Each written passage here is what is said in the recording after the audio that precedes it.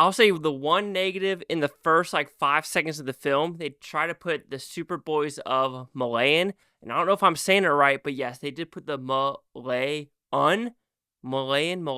That's the problem. They did it so quick that when I was like Malay, it disappeared. I was like, dang it, I'm an idiot.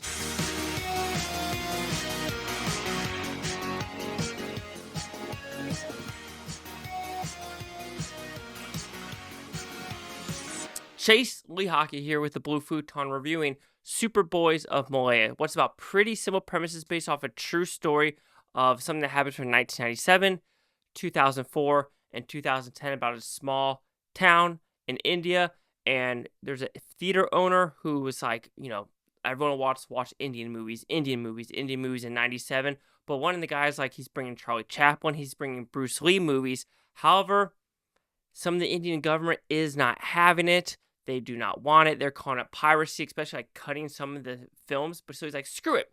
I'm going to make these other movies, kind of remake them in this town with actors from our, neighborhood. And he does it. He has a couple good successes, and it does make it throughout the chain. However, throughout the years, friendships mend, and we had to figure out how they are going to come back together to make one final film about Superman of Malegaon, which is a pretty heartfelt thing when you think about it overall. So did I like this movie? I did. There's a lot of good themes in this movie about following your dreams. Do your dreams because you don't know when a brick wall is going to hit you straight in the face, and time.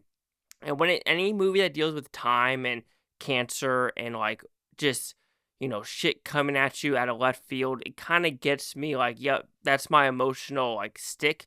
And this one kind of hit it at the very end, especially with, even though people in 2010, when they did the final film, if you want to put it that way, where, even though technology at that time was like you have Avatar and things like that, you could be like, oh yeah, Avatar came out in 2009, and look at that technology. And you could kind of, quote unquote, make fun of what they're doing here, but that's not the reason because of the budget and what they're actually trying to perceive. Sometimes some people are like, oh, it doesn't look as good. Sometimes that is not what makes a good movie. It's about the heart, the script, and the actual just dedication to what is behind and in front of the camera. So like I said, the positives, I like the look of the film and how we decided to progress with these characters. Because there's basically 5 main characters. You have like the director, the main actor, a writer, an editor / cinematographer, and you could call it the best friend who kind of was always there to help the director get to his gig. Of course, you have some brothers and family members, and we do have a backstory about a love interest where he loves someone, unfortunately arranged marriage, so it doesn't happen, so he gets another arranged marriage with someone else, and I find that very interesting about that dynamic, because that dynamic was very sweet, because she really wanted to be something else, had to get married, divorce, and now they're remarried, and he's like, I don't know if I could do this, and she's like, I understand. However, if we want to stay friends and, continue it on, let me do my studies. And he's like, deal. So that relationship was so sweet and subtle. And you don't see that a lot where it wasn't forced. And it was like you felt like they want to have something, a connection, but it's just not the right time. I think they did that subplot extremely well. Those the other subplots pretty well, especially with the writer one going to Mumbai and trying to figure out things on his own. Especially the editor and cinematographer, because of things like that. You knew there was rifts in this movie that were going to occur, especially with the money. Money kept raking in, and people are like, oh, only the director's getting the money? Where is everyone else going to get the funds for this endeavor? And of course, that's where kind of the rifts happen, where it's like, you think you're hot shit, but what about us that are actually supporting you and doing everything else behind the camera? Because it does do also justice for everyone else that does a script / make a movie, because at a point, yes, you have the directors doing everything, but you have architects, you have key grips, you have writers, you have people setting up the stages, you have lighting, you have just so many other people, craft services and things like that. So you're just like, yeah, there's a lot more than what you think. Makeup, etc., etc., etc. Sorry, I thought a sneeze was going to occur. But yes, like I said, the acting's good, the look of the movie's good, the message overall, I think, is the best part of this film, because it is based on a true story about, amends, because you have no idea what is going to come at you. And that really does hit people like a brick wall, where it's like, You think you have a good life. You think you're going to make it to 70, 80 years old. But for all you know, 25, 30, 35, 40 is where it freaking stops. And that's terrifying, like I said, to me, where we are going at in today's day and age. Yeah, you can say some negatives is some of it is a little bit slow. Some of the pacing issues where you're like, okay, I understand what we're trying to do here, but this subplot or this character really isn't pushing the movie forward. So I kind of want that to progress a little bit faster. I'm trying to understand what the overall story is.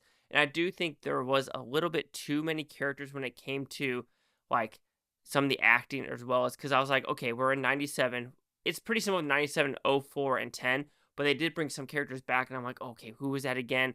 Because I don't know if it was the same face or not. So who knows? This is on my part, probably for not, I want to say paying attention, but just being like, okay, what was that important character? Because you have an important character, especially with this actress, kind of having abuse with a husband and other characters as well that's coming back to help with this Lex Luthor slash, Superman story, which him shaving his head, it's like, you would think he would look horrible, but he actually looks pretty damn good, like with hair and without hair. A lot of people can't pull both those looks off whatsoever. So overall, Superboys of Malegaon, it's a great message. It's well written. It's well crafted. It's just a solid, good message movie about live your dreams and do it, because you have no idea when you're walking down that street, when you're driving that car, what can happen in the real world. So Superboys of Malegaon will receive a 4 out of 5 with Futons, which equals at 80%. So see the critics and user scores gave this one. Critics at 86% with 36 of them, no critic consensus, and no audience score. It also makes you wonder, too, about how many areas require permits. I bet you $20, no permits are whatsoever needed to make movies here. Anyway, 8086 Chase Sock here with the Blue Futon. Like, comment, subscribe. I know things Blue Futontopia. You Blue Futonians, thank you for watching a great day. I can watch this tape tomorrow, week from month, and here from every single freaking one of you. Peace and love, and just stay safe out there. And like I said, if you have a camera and you have a dream, do it if that's your dream. But if your dream is something else, like being an architect, astronaut, do it. Do it. Just do it.